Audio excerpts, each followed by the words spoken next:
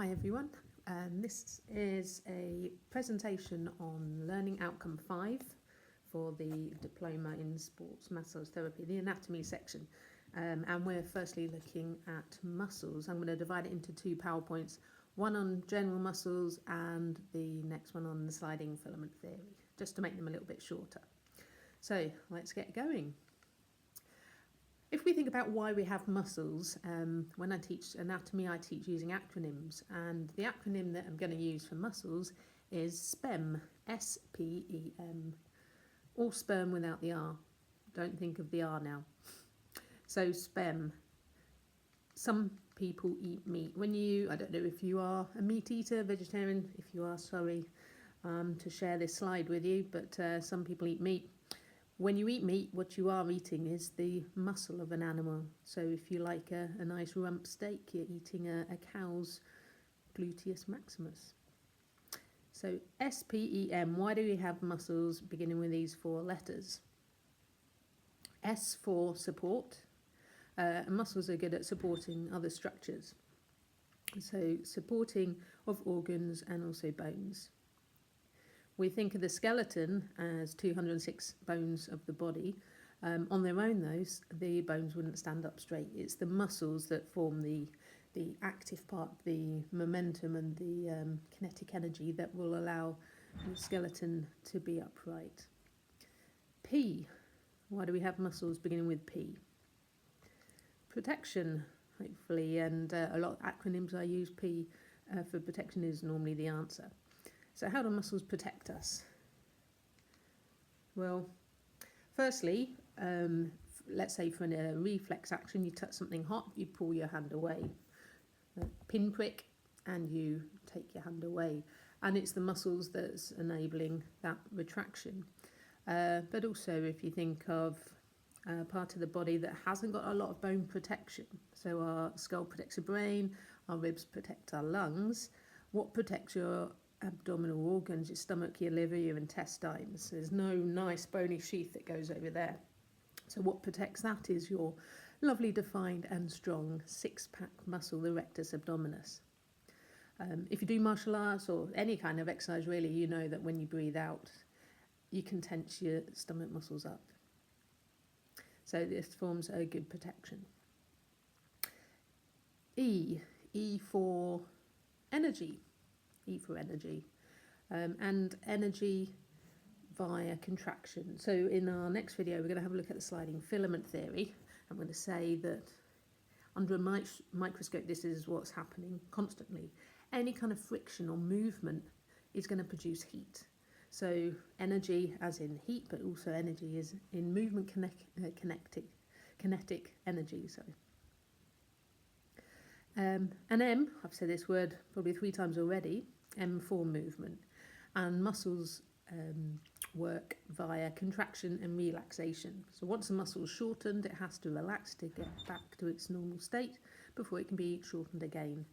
So they work in pairs mainly, and we're going to talk about the pair work in a bit. Okay, so there are 3 types of muscle tissue or muscle fibres.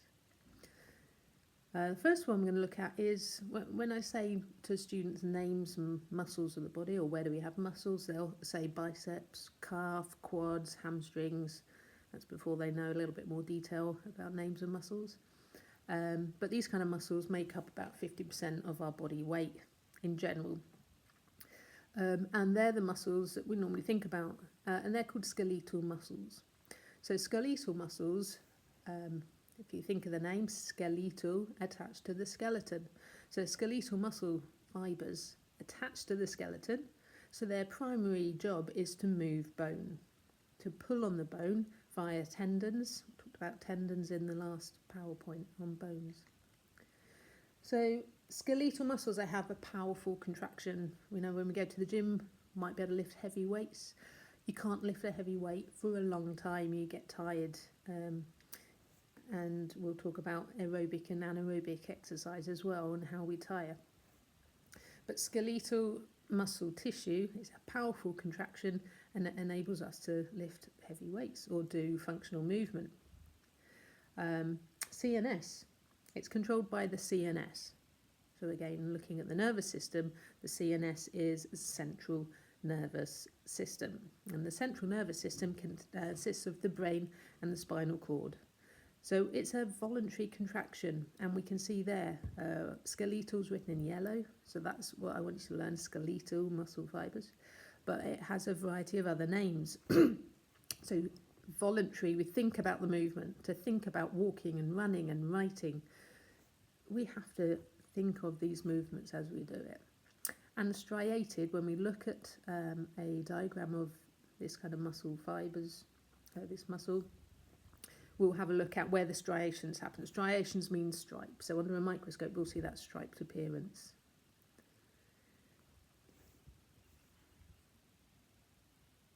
Great. So the next one is cardiac. Cardiac, as its name suggests, is found in the heart, and it's the only place that it occurs in the body. Now, cardiac muscle fibre doesn't tire. Fortunately for us, it will keep beating until the end of our life. Does it have other names? It is also striated, but it's not voluntary, this one.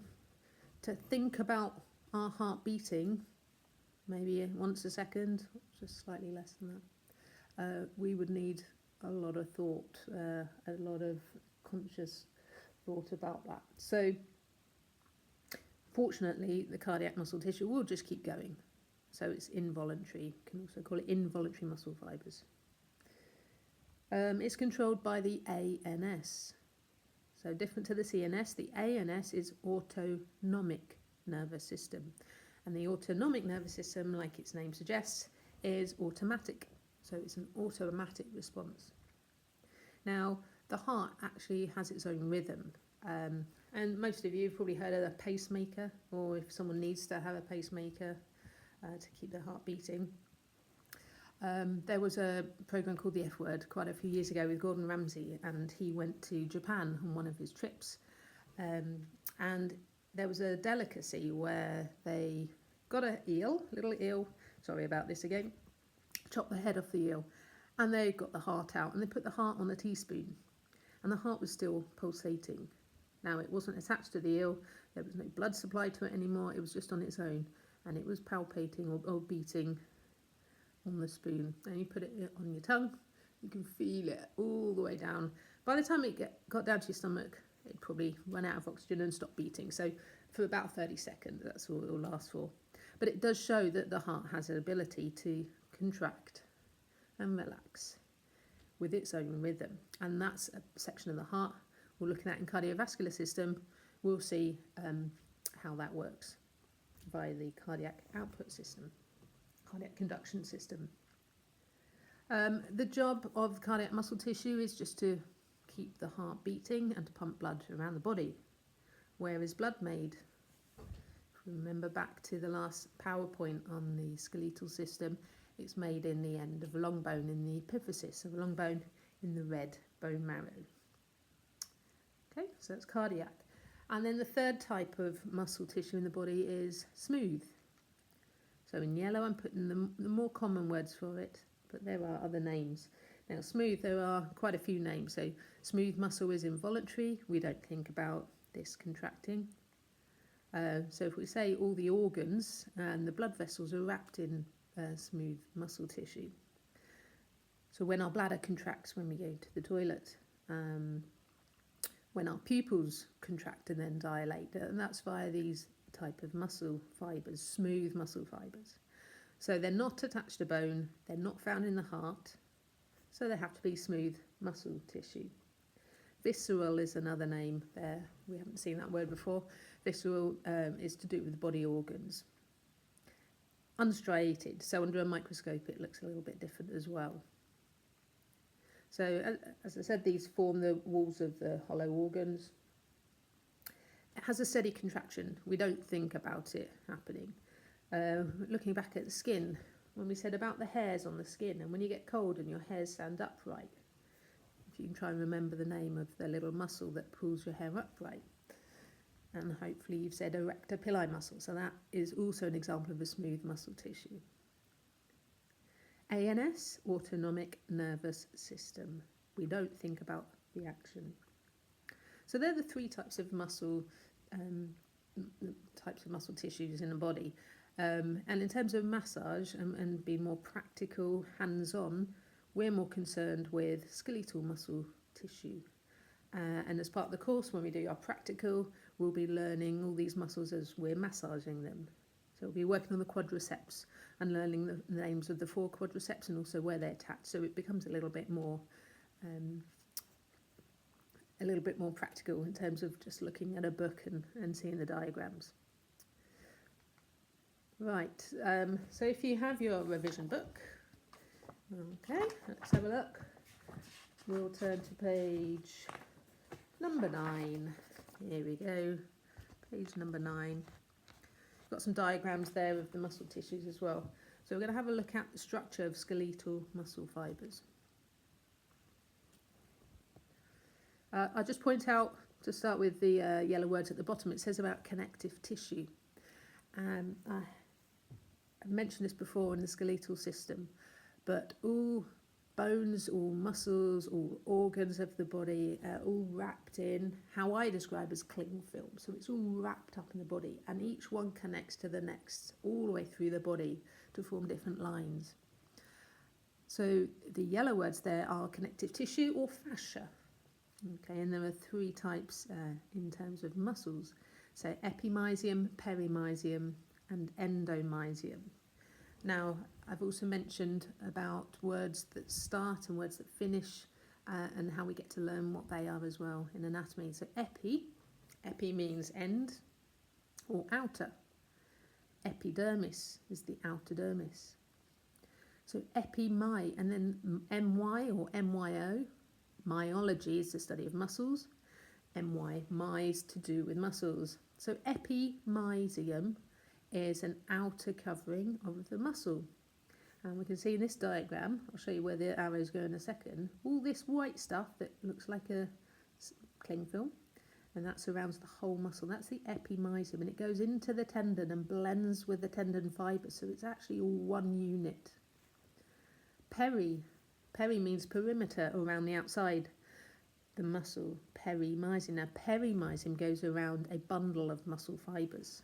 So looking at this diagram here again, we've got this. Now that one little thing on the end there is one muscle fibre. When you bundle that together, you get a group of muscle fibres, which is called a fascicle. Around that fascicle, you've got this perimysium. And then you have a group of fascicles. And the whole group of fascicles will form the muscle. And the muscle is surrounded by epimysium. Okay, so you can see how that all links. Now that one muscle fibre on the end is also called a muscle cell, and one muscle cell in real life is about the width of a human hair. So very, very small. When we look at the sliding filament theory, we'll see how that's not the smallest component of a muscle. It becomes even smaller, so it does get quite microscopic. So let's label this diagram up for you. So first we've got bone. Where muscles attach to bone, we've got tendons. And endo means inner. Endo is inner. So what that's actually pointed to, it's not that clear on the diagram, is one tiny little muscle fibre, one of those little red dots, and around one of those red dots you've got this thin fascia, okay? Or you can say around that one, you've got this endo. Endo is inner, so it's the inner lining inside a muscle. Fascicle, okay? You can write fascicle, you can add your notes and put a bundle of muscle fibres. That's a muscle fibre on the end, and I said another name for muscle fibre is a muscle cell.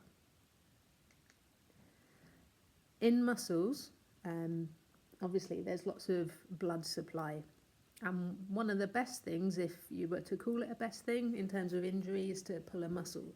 When you pull a muscle, it's one of the quickest things to heal because the blood supply is so good. Okay, so through the skeletal muscle fibres, you have loads of blood vessels running through it. It's also why it looks quite red in appearance. When you look at a tendon, it's quite white in appearance. Tendons don't have as good a blood supply, and ligaments are even worse. And we mentioned in the last PowerPoint a word called avascular. Now, avascular was the blood supply is not as good or limited.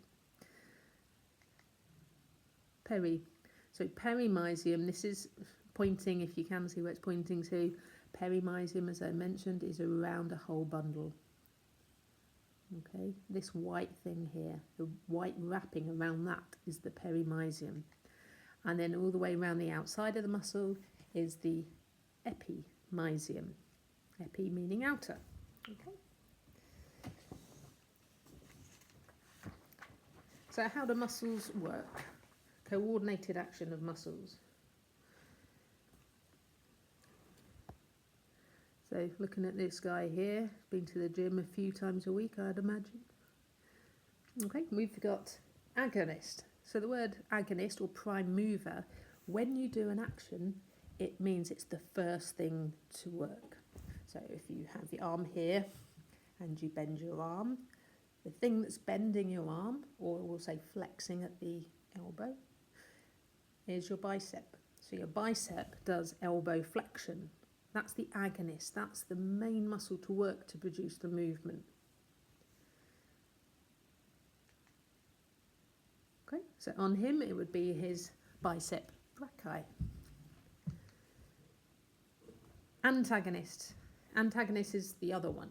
Okay, so again, have a look at my strong arm. Okay, so here we have a straight arm, and as I bend, okay, you can see the bicep brachii contracting, and for that to contract, this one has to relax. So this relaxation allows the contraction, it allows the movement. So that's the agonist, and that's the antagonist. If I do the opposite action, okay, it actually switches round, because to do elbow extension, it's your tricep is now the prime mover, and the bicep is the one that has to relax. So depending on the action, it will depend on which one is the agonist and the antagonist. They're not always the same. But to know that the agonist is the prime mover. Agonist, the one that has to relax or lengthens during the movement, which is tricep in this diagram. So you can see the arrow is saying about the bicep curl. Synergist. The word synergy means to work together. When things work together, they work nice and smoothly, and they work as a whole. So when you do this elbow flexion, do you know any other muscles that flex the elbow? So we've said bicep brachii is the main one. Do you know any other muscles? There are a few in there, so it's one to go and have a look in your textbooks, or the Concise Book of Muscles I do recommend on the course by Chris Jarmy is a really good one. So there's a muscle in here, it's a little bit lower down, doesn't cross the shoulder, starts from here and it goes down and it attaches onto the ulna, and it's called the brachialis. So the prime mover is the bicep to produce the action, but this brachialis muscle helps it. So they work together to produce nice, strong action. Okay, so that would be the brachialis. And then we also have a muscle called the fixator. And a fixator is a muscle that keeps a body part in a position so that it can perform the required movement. So that guy who's lifting the weights here, this muscle at the top is fixing his arm in position so he can do a nice effective movement. Okay, if this muscle wasn't working, his arm would be moving around like so. Okay, so it fixes it. So the deltoid actually is contracting, and it produces more of an isometric contraction where there's no movement but the muscle is working. Okay, so on this would be the deltoid. Think about playing darts, if you ever play darts. Your arm's up here. Okay, you can actually feel that working quite hard now, and it holds that position. Again, if that wasn't working, your arm would be here, but you can't see it as movement. When I do elbow extension, which one is the agonist? This one's the agonist to straighten the arm. This one's the antagonist. If I do elbow flexion, it changes. Agonist, antagonist. Okay, so I've just written a little description here. of what I've explained already. So the agonist is the main muscle that causes the movement or the motion. Antagonist is the muscle that relaxes or lengthens. And in yellow there I've put reciprocal inhibition, which might sound quite complicated, but reciprocal means the other way, and inhibition is to stop working. So when one works, the other one is inhibited, as in it doesn't work, and it is allowed to stretch. So an antagonist muscle can also be referred to as a reciprocal inhibition. Synergist are muscles working together in groups that help the action. And a fixator is a muscle that holds a body section or body part in position so it can perform a nice action. Okay. So having a think about this in class, I would normally stop now, so you might want to have a think and have a go at this yourself. But I'm going to put up 4 actions. Okay, so it's a little test to see if you have understood it. Now, I haven't put any answers on the PowerPoint, but I will go through them for you so you can see if you've got it right. So hip extension. The lady pictured here, as she brings her leg backwards, okay, so that's hip extension. I want you to think of which muscle is the agonist and which muscle is the antagonist. Which muscle is contracting to produce the movement and which muscles are lengthening or relaxing to allow the movement to happen. Okay, and to do this, best way to do it is to actually get up and have a go. Same with ankle plantar flexion, knee flexion and shoulder abduction. You need to know what these movements are to then work out which muscles are working. So have a little think, and these are quite common exam questions. So the exam questions that you'll have in the PowerPoint that I've sent you, we'll go through quite a few of these, and they might say which muscle is the antagonist muscle in knee flexion. In an exam you have to be sat there thinking about it, you can't stand up, you can't put your hand up to work things out either, because the invigilator will come over to you. Okay, so hopefully you've paused and you've had a little go at that, so I'll go through and give you some answers. I don't know if I can demonstrate any. Hold on a sec. Here we go. Right, so if I'm doing hip extension, okay, the muscles I feel working to pull me into that position are glutes. So glute max is an agonist. I can feel my hamstrings as well. So it would be glute max. Hamstring, you may have written down, it's more of a synergist, it's a helper. But glute max is the main one to do that. Which muscles are lengthening to allow that movement or relaxing? So I bring my leg backward. It would be these muscles. So have you written down hip flexors, which can include psoas, iliacus, also the rectus femoris that comes down the front. Ankle plantar flexion. Right, excuse me again, get my leg up on here. So for plantar flexion, we're going up onto tiptoes. Onto tiptoes. Okay. What muscles are getting shorter to do that action? What muscles are contracting to take you into that position? So it'd be gastrocnemius and soleus would be the agonists. Which muscles are stretching to allow that movement to happen? So I'm hoping you've written down tibialis anterior. Knee flexion. There we go. Knee flexion. So bringing my heel to my bottom. Knee flexion. Here, that's the main action of the hamstrings. There are individual hamstring names that we'll learn on the course. Semitendinosus, semimembranosus, biceps femoris.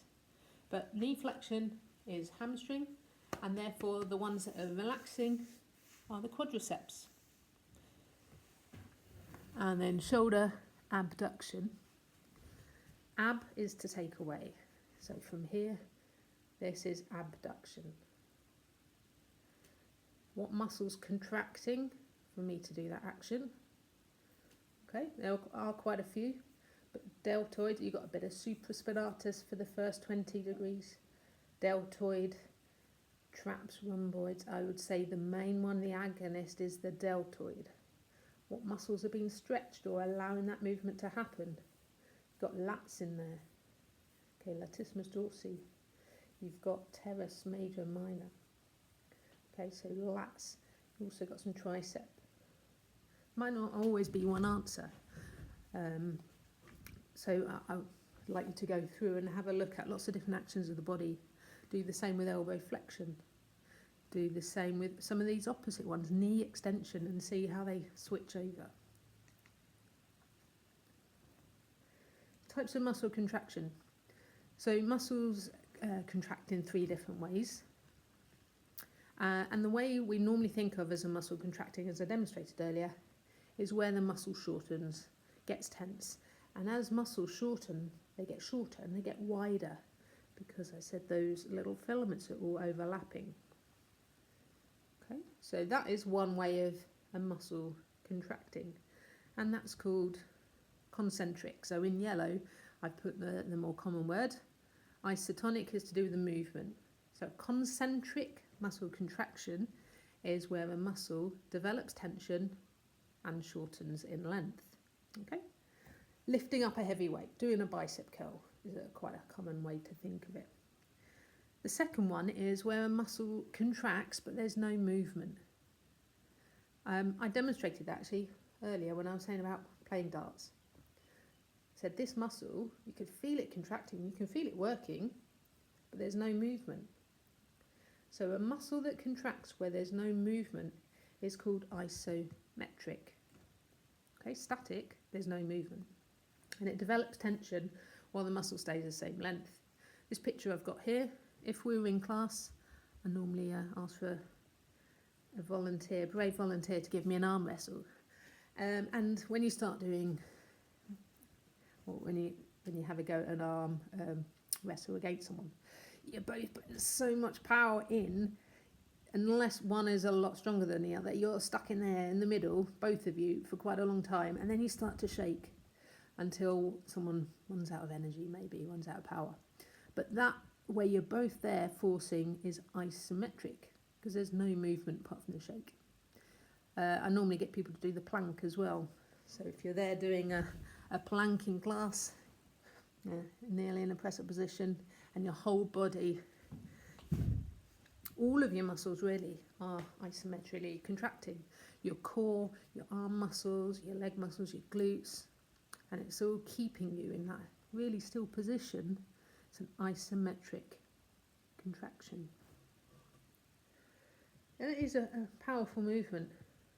I give the example sometimes of going to your supermarket and buying 24 cans of Carling, maybe. There are other brands available. In this hand and also this hand. So you've got 2.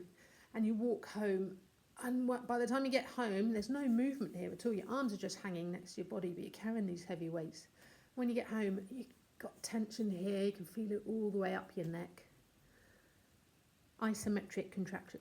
So what's the third way then? We've got where a muscle shortens. We've got where a muscle stays the same length. So the other one has to be where a muscle lengthens. But can you have tension when a muscle lengthens? It's called isotonic eccentric contraction when the muscle lengthens. So let's think of this example. Lifting up a heavy weight. Do I have one? Doesn't matter if I have one or not. Let's say I do this. I do a concentric contraction to here, and then I lower slowly under tension. If I just relax, I do that, and I'll end up maybe dislocating my elbow or pulling something. So from this position here, I'm going to slowly lower, and you can feel that muscle working all the way down to the bottom. That's an eccentric contraction. The muscle is lengthening from here, lengthening under control. If I was to hold the barbell here and try and hold it for 2-3 minutes, again you'd get some shaking going on, and you'd get fatigue going on in your biceps. That would be isometric. So just from this one movement or one activity, we can see the 3. Concentric is the shortening, eccentric is the lengthening. Stop it there, hold that weight, isometric. One of the best ways to build up power in a muscle is to do eccentric contraction. So when you go to the gym, you see a lot of people focusing on that shortening phase, and they're there working on their biceps, stereotypical gym users, getting their pecs, getting their biceps, yeah, crunch, crunch, crunch. Then go on their phone, text their friends, this is what I'm doing today. Sorry, going off on a tangent. But the best way to build up your muscles is to focus on this lengthening. Okay? So the whole time you're doing the activities, you're working. You've got your concentric, you've got isometric, you've got your eccentric. As part of the course, I don't particularly teach, I won't go through every single muscle because you've got your apps, you've got your books. Practically, when we look at leg massage, back massage, rotator cuff, etc., we will look at the muscles and look at them on each other and palpate them. So as part of this, we're not going to be learning individual muscle names. When you look at your exam questions, there are quite a lot of individual muscle names. So as part of your revision is to go away and find the answers to that, but we'll do it practically in class in the massage part. But to point out, in your textbooks, it will say about the origin, the insertion and the belly. So the origin of a muscle is the fixed attachment point. So with your bicep doing this action, that end is more stable. This end is the movable end. This end of the muscle is pulling your forearm, yeah? Pulling on the radius to form that action. So that's the stable end. Biceps actually has two. That's what bi means, two heads. There is an attachment onto this bit, the coracoid process. That's the short head. And there's a long head onto the supraglenoid tubercle. Now, if you choose to do level 4, you're going to be learning these. Okay, level 3, you won't be learning those in so much detail. It will be the bones. So there'll be an attachment onto the scapula. And then the other attachment is the movable end, the insertion. It inserts down here onto the radius and will pull the radius. Now again, I have to get my arm out again for this one, I'm sorry. But to know what end the bicep attaches on, if I do this, okay, can you see the bicep changing shape? It's long here, and as I do that, you can see it shortening. Okay, that tells us it's attached onto which bone, which forearm bone. Which forearm bone does the turning, the supination and the pronation? Okay, it's the radius. The brachialis attached onto the ulna, so there won't be any change of length as you supinate and pronate. So the insertion is the end that attaches to the moving bone, and then the belly is just the bulging, the middle part of the muscle. Okay, and then the really important bit for each muscle is to know the action, and a lot of muscles have more than one action. In your pack that you've got, I want you to go through these and try and label up. These are all superficial muscles of the body, okay, so the top layer rather than the deeper ones. But go through, see if you can identify them. Get used to saying them out loud, get used to writing them down. You won't be testing on spelling, but have a look at the spelling and see if you can identify the muscles. And then there was a question one year on layers of abdominal muscles. Now, I hadn't quite taught, I taught where they were, but not the layers of them, so I put this slide in for you.